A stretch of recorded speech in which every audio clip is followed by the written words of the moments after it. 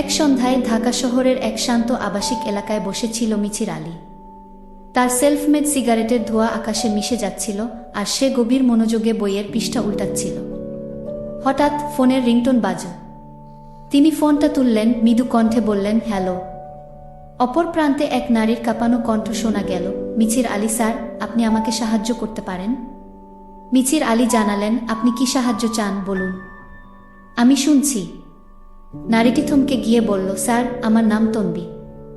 আমি আপনাকে জানাতে চাই আমার জীবনে একটি অদ্ভুত ঘটনা ঘটছে। গত 3 দিন ধরে আমি একটি ফোন কল পাচ্ছি। সেই ফোনে কেউ কিছু বলে না, শুধু শ্বাস প্রশ্বাস শুনি। তারপর ফোনটা কেটে যায়। মিছির আলী কিছু সময় চুপ করে থেকে বললেন, এটা কোনো সোজা ব্যাপার নয় তন্বী। আপনি কি জানেন সেই ফোন কল আসছে কোথা থেকে? তন্বী উত্তেজিত হয়ে বলল, না স্যার, আমি কিছু জানি না। শুধু জানি ফোনের ওপাশ থেকে কিছু লোক বা কিছু কিছু অস্বাভাবিক শব্দ শোনা যায়। আমি ভয় পাচ্ছি স্যার। আমার শান্ত জীবন সবকিছু হারাচ্ছে। মিছির আলী ধীরে ধীরে সিগারেটের শেষ অংশটি শেষ করে বললেন, আপনি চিন্তা করবেন না, আমি আপনার সাথে আছি। আপনি আমাকে ঠিক কোথায় আসতে পারবেন? তন্বী জানান যে সে একটি একতলা বাড়িতে থাকে, শহরের এক সন্নিকটে। মিছির আলী সিদ্ধান্ত নিলেন এক্ষুনি সেখানে যাওয়া দরকার। পরবর্তী দিন সকালে মিছির আলী তন্বীর বাড়ির দিকে রওনা হলেন।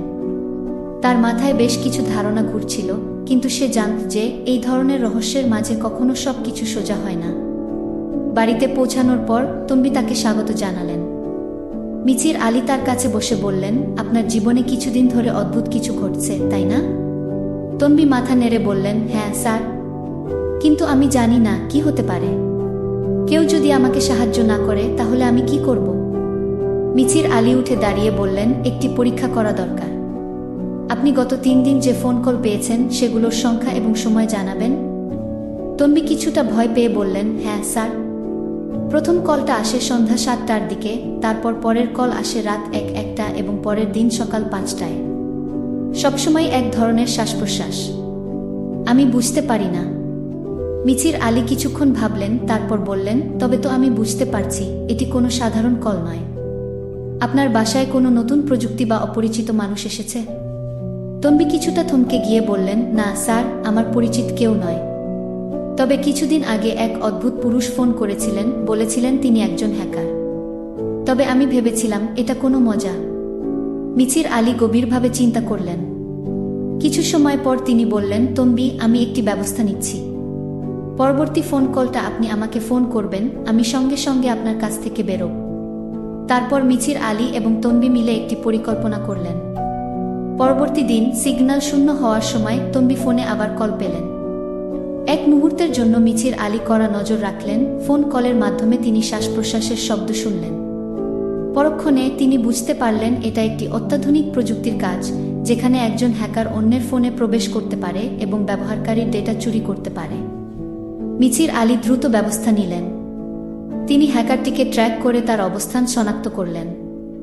অবশেষে সেই পুরুষ ব্যক্তিকে ধরা হলো।